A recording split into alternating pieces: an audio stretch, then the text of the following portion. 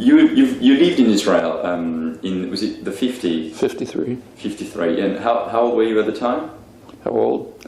Well, I was I guess 25. Yeah. Okay. But I had been an active, what was then called a Zionist youth leader. Now it would be called anti-Zionist youth leader back in the 40s. Okay, and I think that's very interesting because for people, Zionism means a Jewish state in Palestine. So when you say you were at the time a Zionist leader, which now would mean an anti-Zionist leader, yeah. I'd like you to sort of broaden this a bit. Because, back in the 1940s, before the state was established, one part of the Zionist movement, and not a small part of it, was opposed to a Jewish state. I mean, the little that's remembered about that is the famous men like Martin Buber and Judah Magnus and Hannah Arendt, women, but that was a peripheral elite.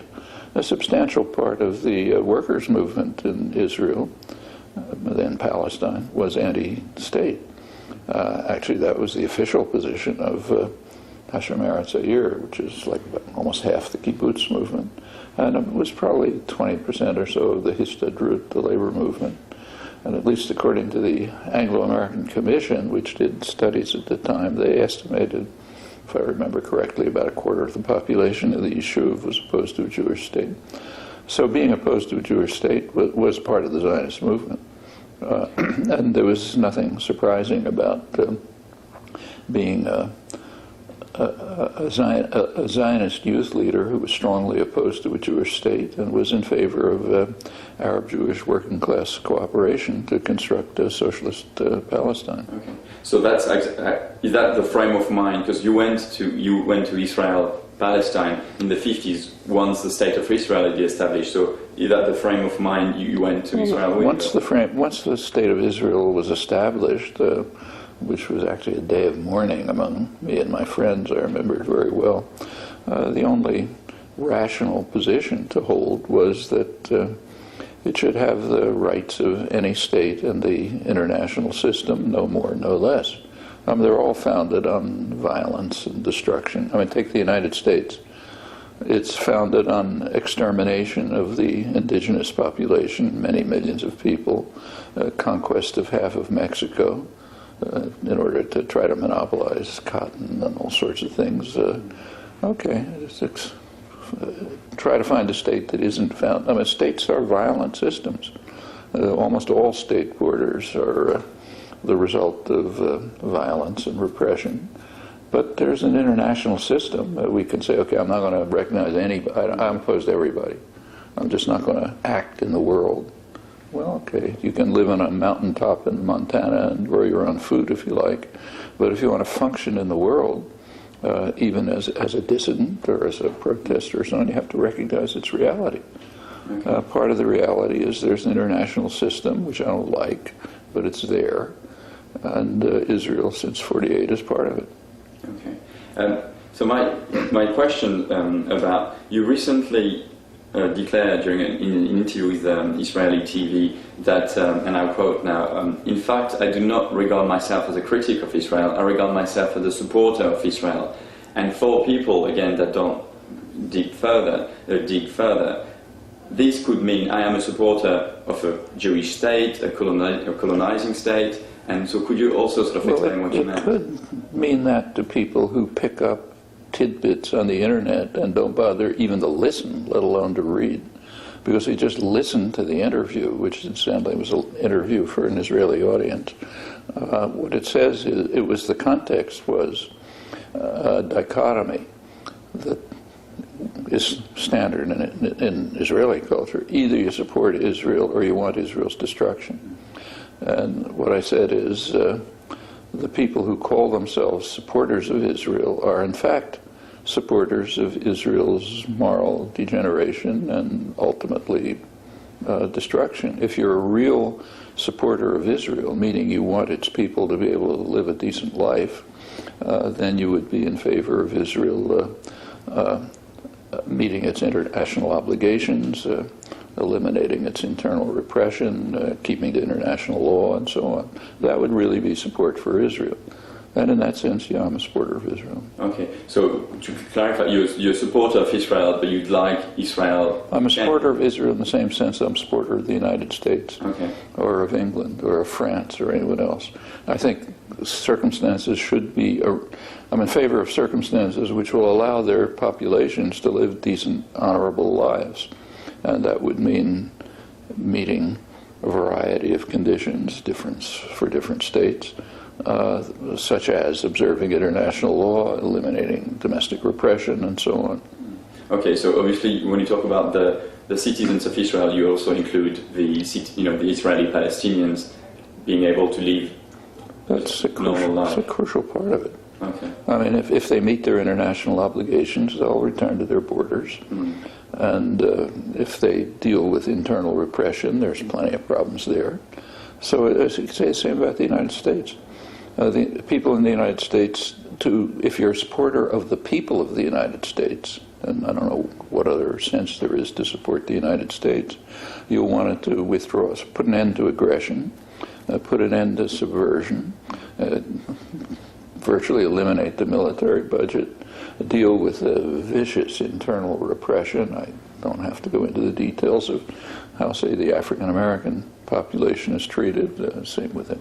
So-called illegal immigrants and so on, problems of extreme inequality and poverty, then there'd be a decent life for Americans. And to support the United States means to be in favor of those things. Okay. So, for example, I think last time I read, there was about 30 discriminatory laws inside Israel, sort of clearly favorism towards the Jewish Israelis compared to the Israeli Arabs or the others. So, those laws, for example, would it be something for a normal state to have those laws changed? Oh, sure. Unfortunately, not a normal state. A normal state has laws like those and much worse. But yes, those ought to be changed, and I've been writing about it for 40 years. In fact, don't know anyone else who has been. I started writing about the worst of these. There's a lot of that's wrong, but the worst of them are the land laws. And I was writing about those in the 60s and 70s. I wrote the introduction to Sabri Jirius's book, Arabs in Israel. That's the first real expose of this. In a book called Towards a New Cold War, came out around 1980.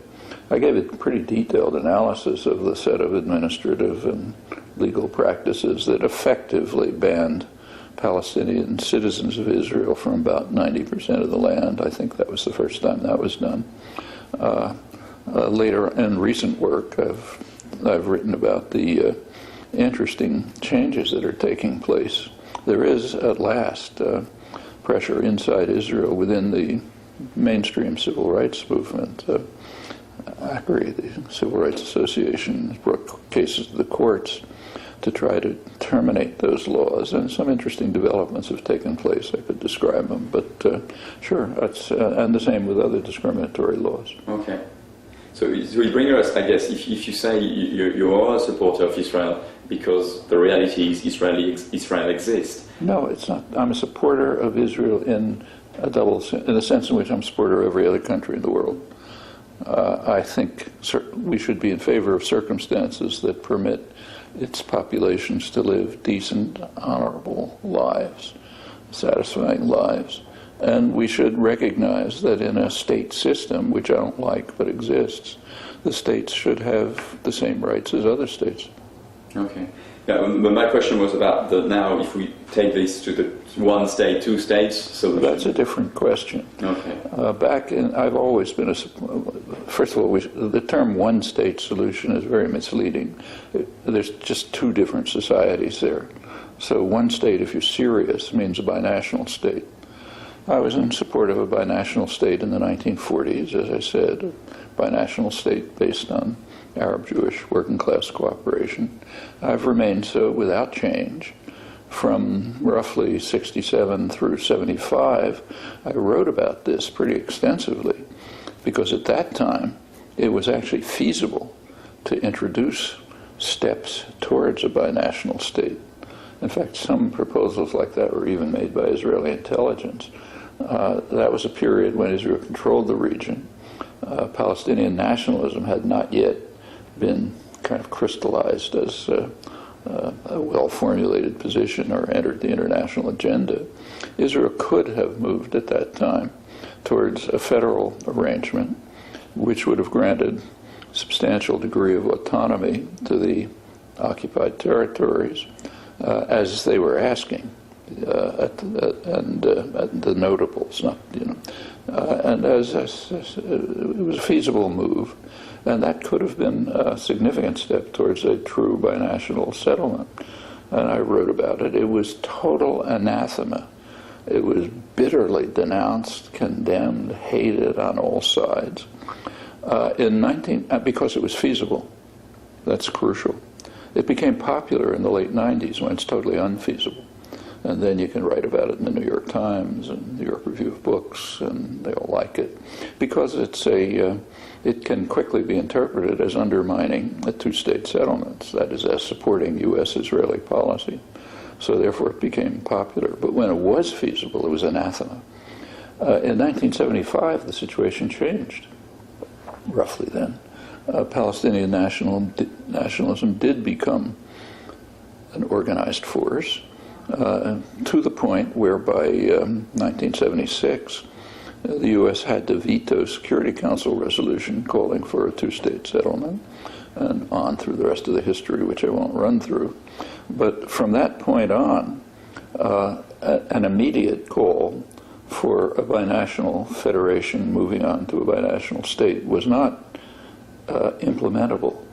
The only way of reaching it was in stages, where the first stage would be a two-state settlement, and with an overwhelming international consensus accepted by Palestine National Council, Arab League, Iran, Hamas, everybody, of course all of Europe and non-aligned countries, as a first step, which could have the effect of reducing the cycle of violence, creating the institutions of a degree of self-government among the Palestinians, and lead the way towards erosion of the border, which was extremely artificial and bad for both sides. And under those conditions, you can easily imagine, in fact, think of carrying out actions which would extend commercial, cultural, other interchanges, associations on other than ethnic lines, which would lead to a very natural erosion of the borders and an impetus on both sides, on many sides, because there's not just two, towards moving towards integration into a binational state system, and that's by no means the end of the road. I mean, I don't see any reason why we should honor the imperial boundaries that were set. There's nothing holy about the boundaries that the British and the French drew in the region. So you're talking about Jordan and Syria? Jordan, Syria, Lebanon. I mean, it's all just imperial settlements like Iraq. So I think what we should, unless we are dedicated supporters of imperial power, we should say, yeah, those are all illegitimate too. And we should be thinking about how to move towards a regional arrangement, which might in fact have some of the properties of the Ottoman Empire. It's not so exotic. Nobody wants the Ottoman Empire back with its violence and corruption. But there were some things that it did right. I mean, you could go from Cairo to Baghdad to Istanbul without crossing any borders. There was, in particular regions, like say a city, the Greeks ran their affairs, the Armenians ran their affairs, they had interactions and so on. I think that's a pretty good type of arrangement to look forward to for the Levant, and in fact for much of the rest of the world. Actually, one of the healthy things in Europe is it's beginning to move towards such arrangements. So I'm not wedded to imperial boundaries. All of these things are transitional stages in my view. I don't think states are legitimate altogether. But if you really are in favor of a binational state, what's called the one-state settlement, if you're in favor of that, if you advocate it, advocacy doesn't mean I put it on a banner and shout about it. It means I think about ways of getting there. Then I think the only proposal I've ever heard is work through the international consensus and international law, and then go on from there. But I guess that some people, what some people say is that once you've got a two-state solution, once it's established, you can't really move, it'd be a final sort of status. And the settlements, for example, like I'm talking about the huge ones like Gush Etzion and Male Adumim, they're sitting on water resources, and so how do you deal with Male Adumim is, I think, well, 50,000 the people who say that you can't do anything about it are saying, let's give up. That's exactly what they're saying. They're saying nothing's possible, let's give up. They may not understand that they're saying that, but if they think about it, they are. I'll repeat, I do not know of any advocacy of a one-state, binational state solution that does not move through stages. As far as I know, there is none. There are people who shout about it and have slogans and say, isn't it wonderful, and so on. You could do the same about a no-state solution. Let's get rid of those imperial boundaries. I don't want to have states. I don't want to have one state. It's just imperial imposed boundaries. Fine. That's nice. You can propose that. You can propose that everybody should live in peace. You can make all kind of proposals. But if you really want to achieve those objectives, you have to ask, how do we get there? And the only way I know is through the overwhelming international consensus and international law. Now, the cases you mention are real, and something has to be said about them if you're serious. And what should be said about them, I think, is pretty straightforward. First, as a practical matter, the IDF, the Israeli army, should withdraw from the occupied territories. And we're not just talking to Israel here, we're talking to the United States, which is crucial. The U.S. should stop at once supporting any Israeli action that in the occupied territories. That's the U.S. government, so no more arms sales. It's no more military training. It's U.S. corporations, Motorola, Caterpillar, the rest of them. Our primary short-term objective should be to get them to all withdraw from any activity in the occupied territories. Well, what's going to happen then? What's going to happen then is probably 90% of the settlers will get into the lorries provided for them by the government, and if the U.S. wants to subsidize it, fine. And they'll move from their subsidized homes in the West Bank to their subsidized homes inside Israel's boundaries. There'll be some who'll stay. Okay, they don't have to be removed. They can stay in a Palestinian state. But this, in my opinion, this will... first, I think that's what the IDF and the US is slowly trying to do by actually training the PA force that is now sort of dealing with internal... Totally wrong. They're training what they're trying to do and planning to do, and it's explicit, is to take over most of the occupied territories. I mean, the settlements already cover over 42% of them. That's even not counting the Jordan Valley, which they're going to take over. So they take over the Jordan Valley, take over roughly 40% of the West Bank, train a neo-colonial army which will repress the population in the sectors that are left behind. And that's exactly what they're doing and taking pride in. You read people like John Kerry, Obama's sort of point man for the Middle East, a senator from here, liberal senator, head of the Foreign Relations Committee. He says finally Israel has a legitimate negotiating partner because the Palestinian army, the Keith Dayton army, the army run by General Keith Dayton, during the Gaza attack was able to suppress all public opposition to the attack in the West Bank, and that's a great achievement. We now have a neo-colonial army of the kind that we created in the Philippines a century ago, the National Guards in Haiti and the Dominican Republic. It's an old American tradition, and the British did the same before, and the French, and so on. So we create a neo-colonial army to control the population in the regions, the little regions that will allow the Palestinians to administer. And in a further neo-colonial step, which they're finally understanding, will allow islands of prosperity, like Ramallah. So Ramallah can become a tourist center for rich Americans and Swedes and others where they can go and enjoy the great theater and the bars and, nice hotels and so on. That's like any third world country. And meanwhile, the population will be repressed by the army that we're creating for them. That's what they're proposing.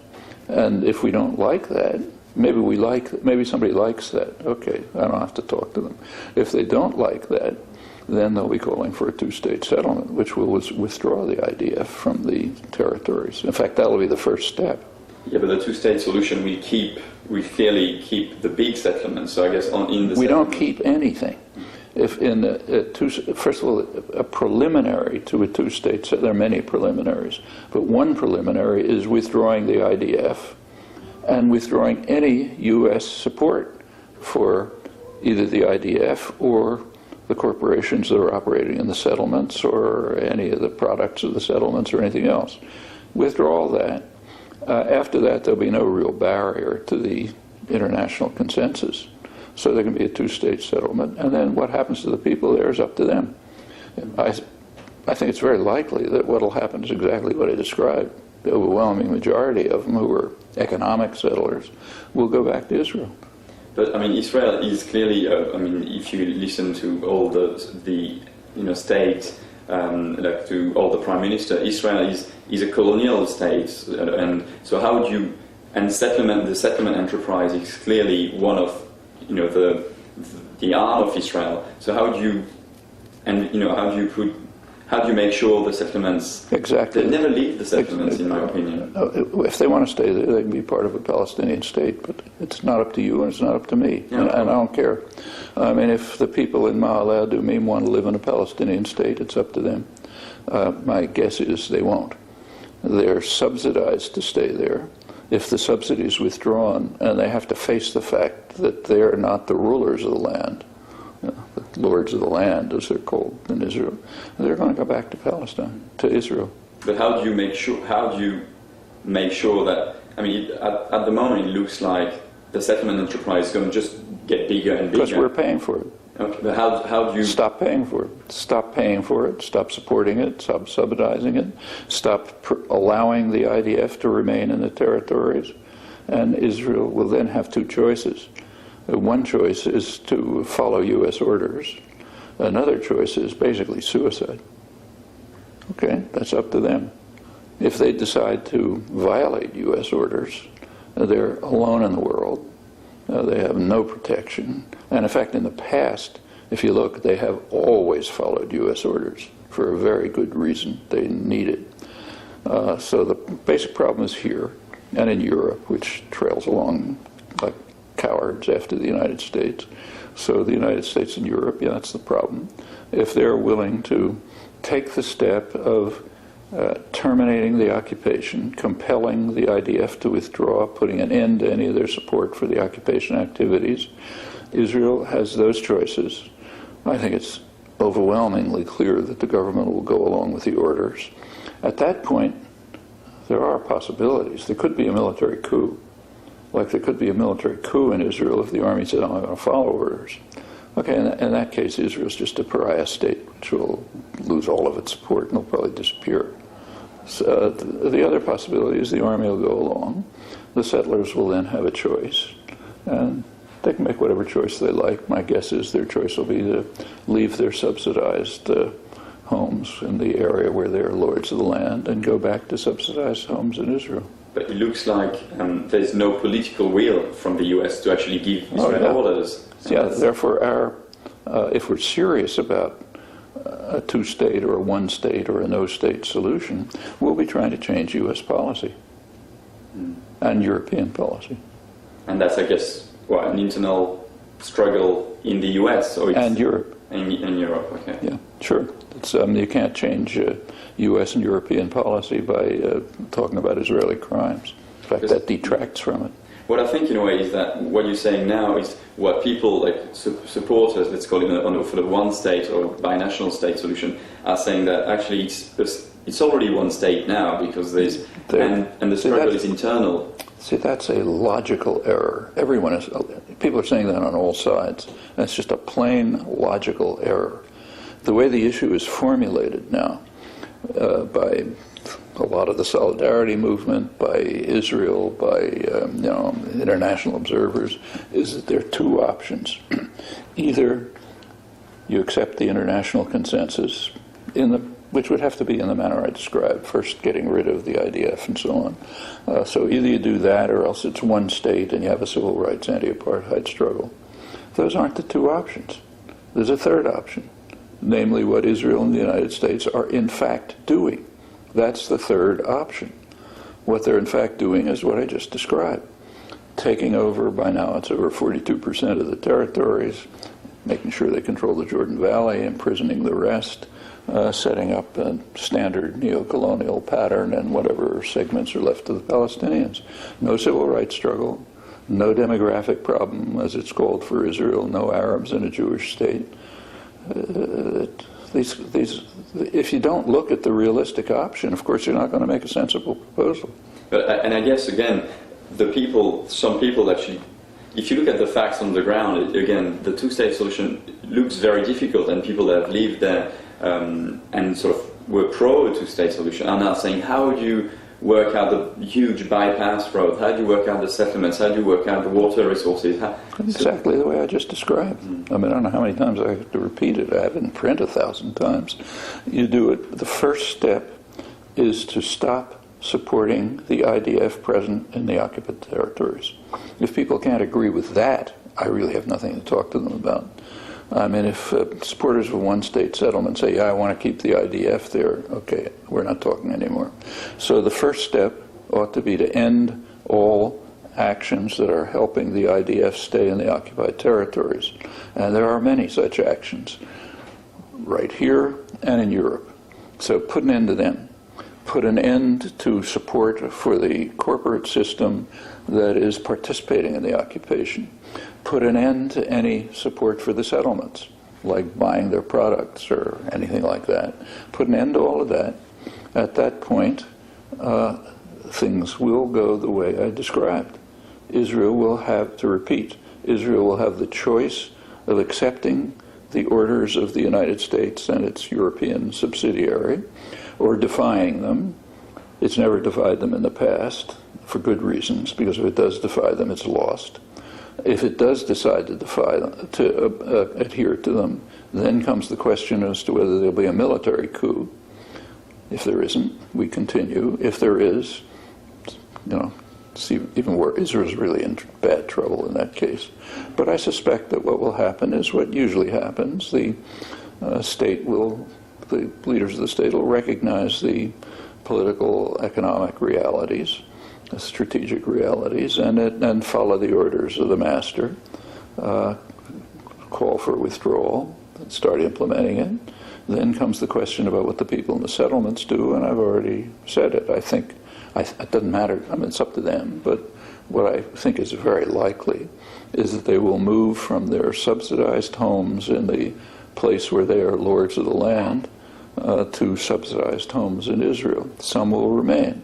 There'll be some people from Brooklyn who want to hang on to every rock. Okay, let them hang on to every rock in a Palestinian state. And that takes care of the water resources, it takes care of everything you've mentioned. Furthermore, it is the only proposal that actually can be implemented. It doesn't have any alternatives. There's no alternative suggestion. It's important to recognize. The alternatives that are proposed are slogans, not suggestions as to how to do anything. Okay. Don't you think that actually Netanyahu defied orders about the settlements? No, he didn't. Because if you take a look, that's propaganda. Obama repeated George Bush's words. He repeated what's in the roadmap, and that was considered, very aggressive. He repeated what's in the roadmap, no natural growth of settlements, but he did it with a wink. When he was asked his spokesperson was asked at a press conference, are you going to do what George Bush #1 did? Bush #1 actually imposed pretty mild sanctions for Israel's violation of orders. So you're going to do that? He said, no, this is purely symbolic. That's telling Netanyahu, go ahead and do what you like. Okay. And my other question then is, for example, in Gaza, the settlers have left and the IDF have left. So this could happen. No, I know, but this could happen to the West Bank as well. And we know that Israel is still occupying Gaza. So what do you do once the IDF has left? Let's take a look at Gaza. In Gaza, Israel staged a totally fraudulent national trauma for the benefit of the Goyim. Let's make it look as if there's a national trauma, so we can then shout, never again, Holocaust and so on. They left for very sensible reasons. Sharon, who is not an idiot, understood that there's no point, now that Gaza has been destroyed essentially, there's no point keeping 8,000 settlers there, protected by half the IDF and taking most of the resources in the land. Let's get them out, we don't want that, and put them in the West Bank, which we care about. If he wanted, if he hadn't, and let's do it in such a way that the outside world will think we're suffering and we're giving something up. So let's have the IDF take kids by force out of the settlements, so you can have a front page picture in the newspaper about the little boy pleading with the soldiers not to destroy my home and so on. All show for the Goyim, and then we'll be able to say never again, so we can hang on to the West Bank. What they could have easily done is exactly what I just described. Announce it on August 1st, 2 weeks before the withdrawal, announce the IDF is leaving Gaza. Okay. At that point, the 8,000 settlers would have piled into the lorries provided to them, moved over to the West Bank to subsidize homes there. No national trauma. In fact, it was so transparent, it was just ridiculed by Israeli commentators like Baruch Kimmerling. Furthermore, what made it even more ridiculous is that it was a replay, point-by-point replay of what Israel did in 1982. In 1982, after they were compelled to accept an offer from Sadat, which in fact was from 1971, which made him withdraw from the Sinai, they staged the same kind of trauma. In fact, it was so transparent then. I remember a headline, I think, Haaretz, called National Trauma 82, about the fakery of taking the settlers out of M.I.T, where they had no right to be in the first place, of course, and pretending it was a great national trauma, so never again, and so on. Well, it worked in international propaganda the first time, so they figured they'd try it again, and it worked in Gaza. But they never left Gaza. It remains under occupation. The siege became much more intense a couple of months later when Hamas won the election, and it goes on from there. It has nothing to do with the West Bank. Okay. No, I've got two more questions, but I know we had half an hour. Right. And it's been. Well, let's go on and see how far we can go. Okay, so a quick question about the refugees, because what people that say you're Zionist for a Jewish state, they say that's why you're against the right of the refugees and the descendant. Well, so, actually, first of all, I'm in favor of the right of the refugees to return, and always have been. There's nothing in the law about their descendants. People who appeal to Resolution 194 haven't read it. Resolution 194 talks about the refugees, does not talk about their descendants. Sooner or later, Israel is going to say, okay, we accept 194 because nobody's left. Now, UNRWA and others have interpreted to refer to the descendants, which is reasonable. So let's accept that it's not in the law, but let's accept the interpretation. Should the refugees and the descendants have the right to return? Yes. Should the Wampanoag Indians have the right to return here? Yes. Is it going to happen? No. If you dangle before the eyes of the Wampanoag Indians the statement that I'm going to support your right to return to Boston and kick out the population, so therefore you stay in rotten conditions and don't do anything, that is a deeply immoral act. Deeply immoral. If you care about the refugees who are not going to return to Israel, that's a fact. There's absolutely no international support for it, zero. And if there ever was any, unimaginably, Israel would use its ultimate weapons to prevent it. They'd resort to nuclear war. So it's just not going to happen. So the right can be affirmed and should be affirmed, as it should be for Native Americans and for plenty of others.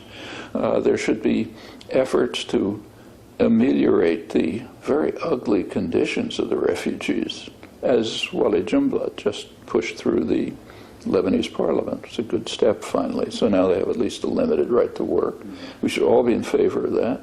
We should try to think of solutions in which their possibility of returning to the former Palestine is advanced, and there are a couple of ways to do that. One is by a two-state settlement, which will at least give them the opportunity to go back to not back, but to go to a Palestinian state. Once the further conditions that I would anticipate are realized and borders begin to erode, yeah, there might be possibilities for them to go right back. But if anyone can think of an alternative to that, I'd like to hear it. The only alternative I hear again is a slogan, which is about as reasonable and as moral as the slogan saying the Wampanoag Indians should come back to Boston. Okay, so you're saying that they have the rights. I mean, they should have the right. They have the rights, and they should have the right, and the right should be affirmed. And in fact, if you look at there have been a couple of approximations to a settlement. The only one with an interstate character was in Taba in January 2001, where the two sides came pretty close to a settlement. And they dealt with this issue. And the conclusion, Palestinians and Israelis, was, yes, we should affirm the right of return, but we should recognize that it's only going to be implemented symbolically in the short term. Well, if somebody can think of an alternative to that, I'd like to hear it. A real alternative, not a feel-good slogan. It makes me feel good to say they should come back, but an alternative that takes into account the suffering and needs of the refugees. That's what I mean by a real alternative. If there is one, let's hear it. Actually, sorry, but I'd like to go back on one thing about the binational and one state, because for some people it's very not clear what is a binational and what is a one state. Is it one person, one vote? Is it one state with two people with different... What do you exactly... Yeah. I mean, in multi-ethnic... In the United States, you can have one state. It's a pretty homogeneous society by international standards. It's homogeneous because the indigenous population was eliminated. And then it was settled by, English colonists, Scotch-Irish, other Europeans. So it's, by international standards, pretty homogeneous. You go from here to Los Angeles, it looks the same. Same McDonald's, the same language, pretty much same culture. You can't do that in Europe. You go a couple of miles in Europe, you're in a different place. Okay, and in fact, internally to Europe, the state system, like everywhere else, has been imposed by violence, extreme violence. I mean, the various, Europe had a complex structure. They're being forced into a state system by violence. In fact, it's pretty recent. Just in the last generation or two, dozens of languages and cultures are being wiped out in Europe just by television and national education systems and so on. So yeah, you can force people into by force and violence, you can force them into the rigid framework of a single state. And you can do it in an extreme way, as was done here, by just wiping them all out and then bringing in settlers. But most societies are much more complex. And a decent arrangement for them would be to pay attention to multi-ethnic variety. That has to be done in different ways in different parts of the world. And it's beginning to take place in Europe. So in Spain, for example, for long, under Franco, the dictatorship, Catalan was banned, you couldn't have a Catalan flag, couldn't talk it in the streets and so on. As soon as it became more or less democratic, it began to move towards a degree of Catalan autonomy, degree of Basque autonomy, degree of probably the same is likely to happen in Asturias and elsewhere. In Britain, there have been similar developments. So Wales and Scotland have a degree of autonomy. Welsh has been revived, the Scottish Parliament, and so on. And I think things like that make sense in real societies. Now take, say, Israel-Palestine. It's just beyond any question that there are two quite distinct societies, cultures, languages, and so on. So any settlement other than pure violence is going to be binational. Okay? If you want to reenact the history of Europe, which was the most savage place in the world for hundreds of years, because of efforts to try to impose this arbitrary state system. If you want that, fine, you can talk about one state. If you're hoping for some settlement that at least takes into account the elementary rights of people, it's going to be a binational state. It could erode further, because there's plenty of other, people are not identified purely by their ethnic nature. They got all kind of other associations. That's why the binationalism in which I was involved in the 1940s was socialist binationalism, appealing to common interests among Jewish and Arab workers. You could argue that was an illusion. I don't really think so, but that was the basis for it. So let's talk about class interests and other interests which divide people in other ways, cultural interests, artistic interests, whatever. Now, that can erode a binational system. But to simply say, well, let's have one state and one vote, that's just to say, I don't care about the people there. I want to impose on them a European-style one-state system by force. Okay, I think we're going to have to. Yeah. We're going to have to stop.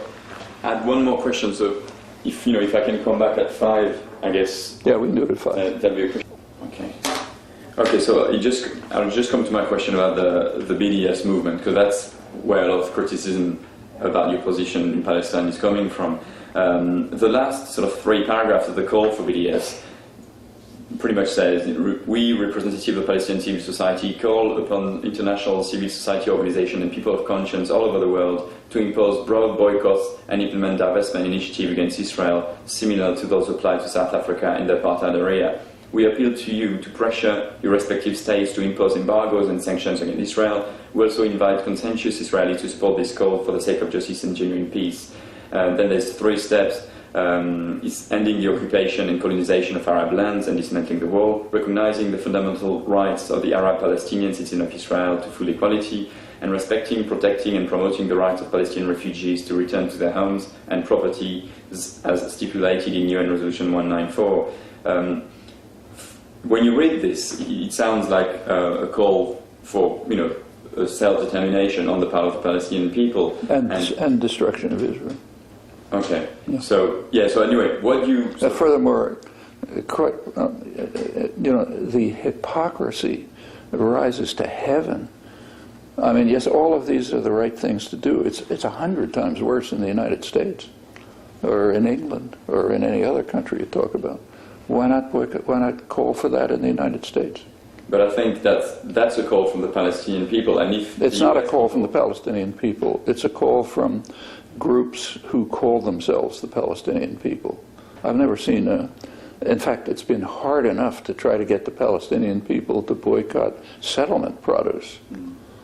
And the very people who are calling for this, are perfectly happy to study in Tel Aviv University. So it's not a call from the Palestinian people. But it's been signed up. But even if it were, let's say it were a call from the Palestinian people, if I care about any people, let's say it's the Somali people, if the Somali people issue a call, do I blindly follow it? Or do I ask, is implementing the call going to help them or hurt them? Well, if I care about them, I'm going to ask the second question. Will it help them or hurt them? Now, it's pretty obvious what this call will do. It's a gift to Israeli and U.S. hardliners. I mean, they know perfectly well that there's not going to be an implementation of the right to return. The hypocrisy is so transparent that they just use it as a weapon to discredit the entire movement. And it's happened over and over, incidentally.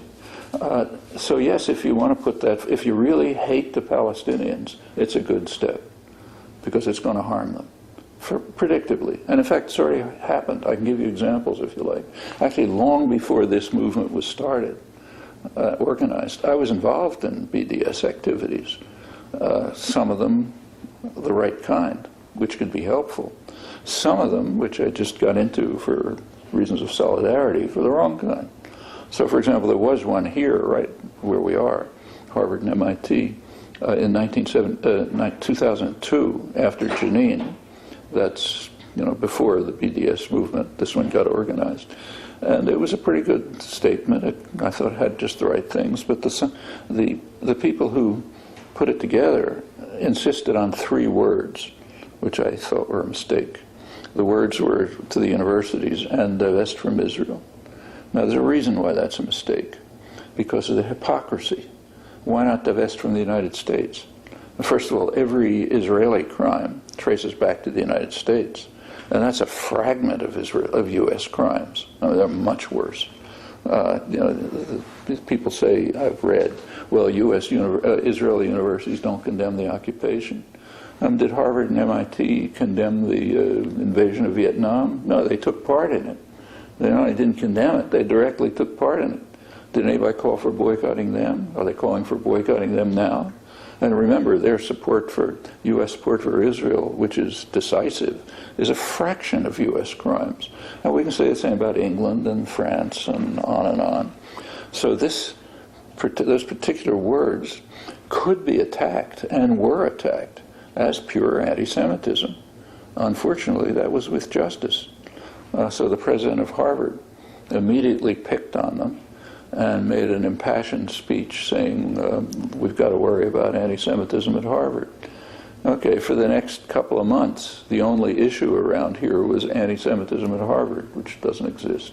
Jenin disappeared, the Palestinians disappeared, and so on. So if you really want to harm the Palestinians, that was a good proposal. But I think that for having been in Israel-Palestine many times throughout the last few years, I've spoken to people that are not, representatives of Palestinian civil society, they're just Palestinians living in Bilain, Nilain, and they told me, we know it might hurt us. For example, Israeli... We know what? We know it might hurt us. Israeli products are better quality, for example. No, that's not what we're talking about. That's not what we're talking about. If they're talking about what they should do. Now, if they want to take Israeli products, okay, that's their choice. I'm not saying they should or they shouldn't. It is a fact, however, that the Palestinians have not been able to implement a boycott, even on the settlements, let alone on Israeli products. But that's their problem. We're talking about an entirely different question. What should we do? Should we take steps which we have every reason to believe are going to harm the Palestinians? I don't think so. But if people feel like doing that, okay, just join AIPAC and do it straight out. On the other hand, there are very good BDS proposals, very effective ones. I've been in favor of them and, in fact, involved in them for years, even before this alleged movement began. They're ones that make sense. They target the occupation. First, to be a decent tactic, these are tactics, not principles. A tactic has to meet at least two conditions. One, it has to be helpful to the victims, not harmful to them. And two, it has to be educational. That is, it's directed at somebody. It's symbolic, of course, like other nonviolent actions. It's directed at somebody. It's directed at an audience. It has to help educate them, not miseducate them, so that then they'll be able to go on and take further actions. That's the whole point of civil disobedience. Okay, now, there are many proposals that have exactly that effect. So, for example, those that call for, say, an end to U.S. arms sales to Israel has exactly that effect. If symbolic, of course, but if implemented, yes, it would benefit the Palestinians. Two, it educates Americans and Europeans, who are the crucial people here. It educates them because it gets them to focus at home. It's really easy to blame the other guy. Look at those awful people in Darfur and so on. It's a little harder to look into the mirror, but that's what counts. Look into the mirror, find out what we're doing, what we're responsible for, what we can change, always crucial, and particularly crucial here, because what we're doing has a decisive influence on policy. So you want to educate people here to look at home, do the hard thing, and pay attention to what's going on here and try to change it. That's what we can do. Well, if you focus on arms sales, on corporations operating in the occupied territories, on purchase of goods from the occupied territories, and so on, it meets those two criteria. On the other hand, if you say, let's boycott Tel Aviv University, or let's insist on boycotting Israel until they end internal repression, anybody with a brain is just going to laugh. I mean, there's no internal repression in the United States. Do we boycott Harvard, which is a much worse property? So they're just going to laugh, and it's going to be a weapon in the hands of hardliners. But I agree, but I think it's a pragmatic decision, and it's a lot easier to hurt a small country like Israel through boycott than to hurt this huge imperial country like the US. Oh no, it's not. It's quite the opposite. It's immediately understood to be just saying, let's go after something that's easy, not after something that's principled. So therefore, it's just hypocrisy, and therefore we reject it, which is exactly what happened, as in the case that I mentioned. Because the boycott. And incidentally, if you want to talk about South Africa, let's be serious about it. South Africa, the real boycott movement took off in around 1980. And by the time it took off, that was after decades of educational and organizational work, which had led to a situation in which there was virtually no support for apartheid. I mean, American corporations were beginning to pull out for their own reasons. Congress was beginning to pass sanctions and so on. There's nothing like that going on in this case because the work hasn't been done. So if you want the South African analogy, do the work. Okay, then when you get overwhelming opposition to the Israeli occupation and U.S. support for it, fine, then you can do these things. In fact, there's more to the South African analogy, if people would pay attention to the history. Around 1960, South African nationalists recognized that they're becoming a pariah state. And the foreign minister actually approached the U.S. ambassador and told him, look, we know we're being voted down in the UN and so on and so forth, but you and I know that there's only one vote at the United Nations, yours. It doesn't matter what the world thinks or does, as long as you support us, we're okay. And that's turned out to be exactly correct, exactly. By the 1980s, as I said, even Congress was passing sanctions. Reagan had to get around the congressional sanctions to keep supporting South Africa. He did. As late as 1988, the U.S. denounced the African National Congress as one of the more notorious terrorist groups in the world. Mandela just got off the terrorist list last year. And apartheid was working fine. Looked like they'd won everything. They were gloating in their victory. A year or two later, U.S. policy shifted. A couple of years after that, apartheid was gone. Now that tells you that if you're serious about helping the Palestinians, you'll pay attention to the South African analogy, not mythology about it. I think the BDS, you call it an alleged movement, before living in Europe and being to the, it's really a movement. And yes, and what you're missing is that I've always supported it even before it existed, when it was properly targeted. If it's targeted in a way which meets the basic two criteria, helping Palestinians and educational, not only do I support it now, I supported it before it began. If it's, on the other hand, designed to harm Palestinians and to miseducate people, then I'm not in favor of it. But how could he, because you're saying that it's not coming from the Palestinian, but more and more organizations have signed this call for boycott. I think it's 170 now inside Palestine. There's also a boycott from within, in Israel, from Israel. So how you're actually saying that the Palestinian... That is just totally irrational. First of all, if Palestinians within... They've tried, the leadership at least, has tried to get them to boycott Israeli settlements and Israeli products. That's fine, that's their business. But if, say, let's take away Palestinians, if Somalis authentically, organized Somalis, put forth a call to me, which I can see is going to harm them, I'm not going to follow it. At least if I care about Somalis. Of course, I don't care about them, I'll follow it. So let's say if really the call was from every single Palestinian in Israel and in Palestine, you're saying that you want to support them and not harm them, but how would they feel if they say, to support us, could you do this PDS? Could you do something which will harm us? What I would do is do exactly what I've done for years when I've talked to Palestinian groups who have been pretty self-destructive, I should say. This goes back to the 70s when the PLO was extremely self-destructive. And I met leadership and others with Ed Said and Iqbal Ahmed and other people who cared about the Palestinians. And what we tried to tell them is, look, you're calling for this and you're acting this way, but you're harming the Palestinians. That's what we tried to explain to them. Didn't work very well with the PLO. That was Ed Said's despair and Iqbal Ahmed's. But yeah, that's exactly what you do in any case when you're dealing with oppressed people. I mean, if Black Panthers had said, okay, let's go out and smash all the banks, I wouldn't have said, well, okay, you're the blacks, so therefore I'm going to go smash all the banks. If they had said that, which they didn't, I would have said, look, you're making a mistake. The actions you're calling for are going to harm you, and you should rethink what you're doing. If we care about people, that's the way we react to them. If there are BDS tactics that help the Palestinians and help educate Americans and Europeans, so therefore they will act in ways that matter, of course I'm in favor of it. Okay. We have to go. Okay. Thanks a lot, Noam. Yeah.